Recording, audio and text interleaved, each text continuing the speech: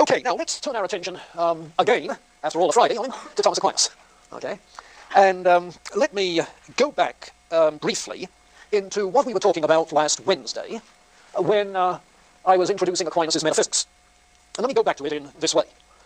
You recall the historical setting, namely that the Muslim philosopher Averroes had taken Aristotle to have the best and last word philosophically. Even though in the way in which Averroes interpreted Aristotle, there were all sorts of problems for Muslim theology as well as Christian theology. Problems with regards to absolute creation of nothing, problems about individual immortality, and so forth, to which problem Averroes had responded with what really developed into a theory of twofold truth. Namely, that the truth of religious beliefs, truths of faith, are formulated in popular language. The truths of philosophy are formulated more theoretically, more precisely, and these two are in some sort of tension between each other. Well, that sort of position obviously was very troublesome to Christian thinkers as well as other Muslim thinkers. Typical of the Christian response was Bonaventure, who, as a result, rejected Aristotle altogether and continued with Platonism, as in the Augustinian tradition, developing that line of thought in his own complex way. But on the other hand, Thomas Aquinas wasn't ready to give up on Aristotle. He felt that regardless of those problems, that there was more potential in Aristotle's metaphysic for being compatible with Christianity. And so he set to make appropriate modifications in the light of the Augustinian tradition, therefore emphasizing the Logos doctrine with the forms in the mind of God, emphasizing God's knowledge of and creation of individual natures, and thence the possibility of individual immortality. In fact, those of you who were there on Saturday morning may have noted that Ronald Feenstra from Marquette University, who incidentally is going to be moving next year to Calvin, the seminary where they're starting a PhD program in theology, including philosophical theology, and he's going to be the philosophical theology man there. With a name like Feenstra, he's obviously Dutch. Ronald Feenstra commented on Saturday morning in his response to the last paper that it becomes very evident that the medieval Christian thinkers were starting with an established theological position that they were satisfied with, confident of, and modified existing philosophical positions to suit the needs and requirements of those theological positions. You see? And I think it's fair to say that that sort of procedure is fairly characteristic of medieval thought. And I would suggest that it's characteristic of pretty well all philosophers. That if they don't start with something like a Christian theology, they start with some other worldview and develop philosophical positions to suit the requirements and needs of those worldviews. The picture of philosophy as being completely neutral and presuppositionalist is, I think, as unhistorical as the picture of science being presuppositionalist or anything else. But in any case, what was it that Aquinas did then with Aristotle's metaphysic in modifying it to suit the needs of Christian theology? Well, let me list a series of things as I did last week. First, he insists that God is not an essence, a form of all forms, a universal, but that God's essence is to exist. He is the very essence of existence. He is the source of all being.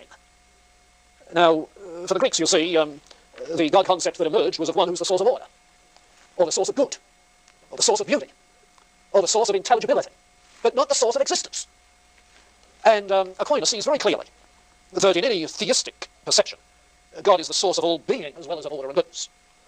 And he proceeds then to explore, if you like, a metaphysic of creation. And obviously the doctrine of creation is going to be the prime theological input into metaphysics, which is still the case in the latest review of metaphysics I was looking at just this weekend, Saturday night. There's an article on metaphysical views of creation in the light of contemporary process theology, and in comparison with Thomas Aquinas. That sort of thing is still going on. Well, Aquinas' point of view then drew in the Logos doctrine that is transmitted from Augustine and the Church Fathers, such that the forms being in the mind of God, God has in mind exemplars, archetypes, for all possible kinds of things, even for prime matter, distinguishing as he does between materia prima, prime matter, unformed in any way, and materia signata, designated matter, matter that's already designated by form, some kind of matter. The conception of prime matter is simply that of pure potentiality, pure potency. In other words, prime matter doesn't exist by itself, but it has the material potential for any kind of thing that is going to exist, that could exist. And since God knows every kind of possibility, because he knows all forms, he knows then what it's like for there to be pure possibility. You see? And accordingly, God knows prime matter, even prime matter with its amazing potential for such a creation. Well, in the act of creation then, what he does is to give existence to what doesn't have existence, but has only potential for existence. It is not the giving of form, it's not form that causes existence, it's not matter that causes existence, but God giving the actuality of existence to a combination of form and matter, which otherwise would simply be pure potential for that form of matter.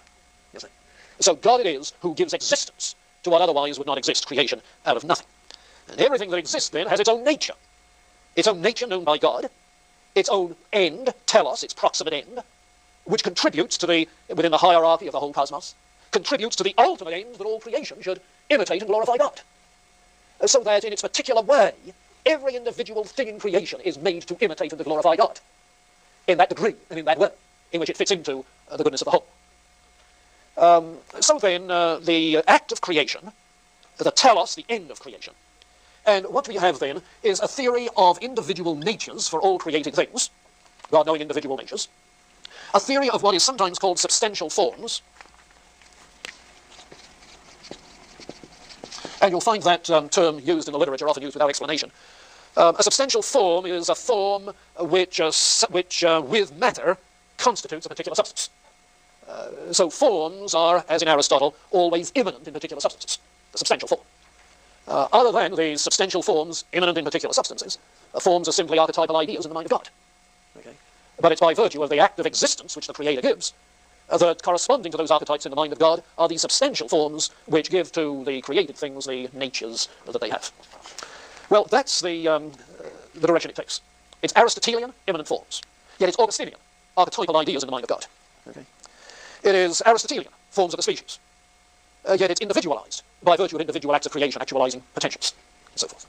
The tendency of the Greeks was to have a negative view of matter. Matter was lack of. The attitude of Thomas is much more positive. Matter has promise for, potential for, you see. And all of this modification of the Greek metaphysics for Christian purposes.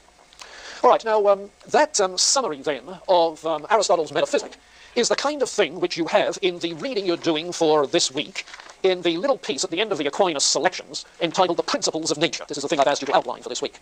You'll notice that there a lot of terminology is introduced, and that's the stuff you need to get clear on. The terminology potential and actual, or potency and actuality. Potency? Yes, prime matter is that potential for substance. He speaks about three things that are needed for generation. For generation, yes, for things to become, to be generated. Three things that are needed. Matter, which is potential being. Form, through which the matter is able to come to be something substantive. And privation, that is to say, the lack of substantive existence, which precedes the becoming. So three things necessary for becoming, for generation. Privation, something needs to become. Potential, prime matter. Form, you see. Those three things. Now, apart from substantive existence, none of those three things are anything at all. There's no such thing as bare matter, pure potency. No such thing as bare form, except embodied in matter. No such thing as non-existing. Non-existing is non-existing. It doesn't exist. So inasmuch as the act of creation is the creation out of these three things that are needed for generation, creation is out of nothing. Okay? Yes, and elsewhere he points out that in regards to the four causes, and he talks about the four causes in that essay, but in regards to the four causes, the efficient cause of creation is God. The formal cause is the divine logos, the divine reason. The final cause is God, the imitation of God. The material cause doesn't have any. It's out of nothing. You see. So he plays Aristotle's four causes. The final cause, of course, is needed in order to explain the end-oriented nature of all processes, the telos. And that final cause is itself explained, how can there be a final cause immanent within things, by virtue of the forms. You see, which provides the end which the potency is going to yield to. Yeah. Okay, you said there's three things that we need for generation to become information. Right. But they don't really exist. Right. But if matter doesn't really exist, it's just a theoretical thing, then how are you using it to really create something animated? The concept of prime matter is something that can be thought, but because it's nothing in particular, and only particulars exist, it doesn't exist. But it can be thought. God thinks it. God thinks of a space-time world of substantive existence of all sorts. You can think of the prime matter, prime stuff. But while you can think it, you see, in itself, it doesn't exist. It lacks any actuality. So what he's saying is that form alone doesn't exist and cannot cause existence. Form alone? Yes, if only forms exist, he'd be a metaphysical idealist. These immaterial entities, that's all that exists. He's some sort of a metaphysical idealist. No, he's a realist. A realist about material existence. And he wants these hylomorphic composites Did you hear that word hylomorphic rolling around in the conference? It sure was. He wants these hylomorphic composites. You see. So how can you bring nothing plus nothing and make something? Well, form is the possibility of something. Matter is the possibility of something. You see. And the formal possibility, the material possibility. And the act of existence is when God brings them together into being. Now, you see, that's wild. Now you can draw the analogy from reproductive processes. There's no new genetic identity in the sperm or the ovum. It's not until they meet that you get a new genetic identity. There's no being in the matter, there's no being in the form. It's not until form and matter meet that you get a substantive identity. Now you say that's a bad analogy because sperm and ovum do exist before. Yeah, that's why creation is a unique thing. It's creation that's absolute. Other kinds of generation are not.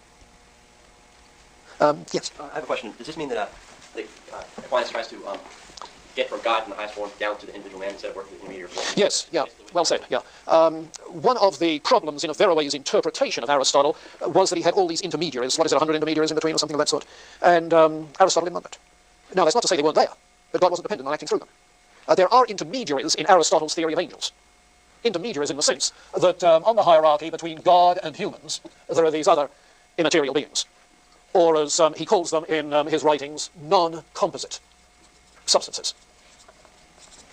Do you think Aristotle might have worked that way also when you said that that everything is to look to the good and the stars all the planets? Yeah. But it's not as direct involvement. It's not as direct involvement, yeah. In fact, there's an interesting thing. Some of the medievals talked of the angels riding on the circuits of the heavens, as if they are the guiding spirits for the stars.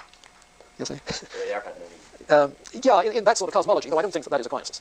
You see? No, Aquinas sees a direct act of God. Yeah. And he's fairly clear about that. God is the efficient cause, not some intermediary efficient cause. Yeah. Okay. Yes, I think then you can trace out that article of Aquinas' and see that as an explication of the Aristotelian dimensions of his metaphysic. Okay? Does Aquinas say that God knows individuals because he knows all possible combinations of forms? Yeah, I think it's Bonaventure who puts it that way specifically. Aquinas' way of putting it is that God knows all of the potential of matter. You see? So he knows there is potential there for producing even you. Okay, so does God know potentialities aren't actualized the same way that he knows? Yeah, he knows that the essence of humanness can be actualized in different different aspects of matter, to produce things as different as you and the rest. Okay. Yeah, there's a touch in Aquinas that says that God knows the individual through knowing the form, through knowing the archetype. Yeah. Okay, now I said before that the first issue which he takes up in his Summa Theologica, which was written in response to the Averroists, the first issue he takes up is that of reason and revelation, faith and reason. If this is your first time reading Aquinas, you'll find the method that he follows in the Summa Theologica a little bit confusing. You'll find that it is outlined in terms of questions, and within questions, Article 1, Article 2, Article 3, sub-questions. In each article, you'll find it begins with a statement of objections. It goes on to say, on the contrary, and I answer that, developing a positive position. Followed by, reply to objection 1, reply to objection 2, reply to objection 3. So that the form of the piece is not exactly that of an essay or a lecture, it's more the form of a manual for debate. Because debate was the form that teaching took in the medieval university. You see. And what you have here is a manual for debate. Accordingly, it's very condensed. You have to read virtually every word. He doesn't throw in dozens of illustrations along the way. It's concentrated. And yet it's tremendously rich. Richard Kroner says that it generates simultaneous respect and weariness. It's both exacting and boring, awesome and pedantic, fascinating and tedious. And if you reacted that way to the conference, then maybe it's because it was dealing with the medievals, too. But that's not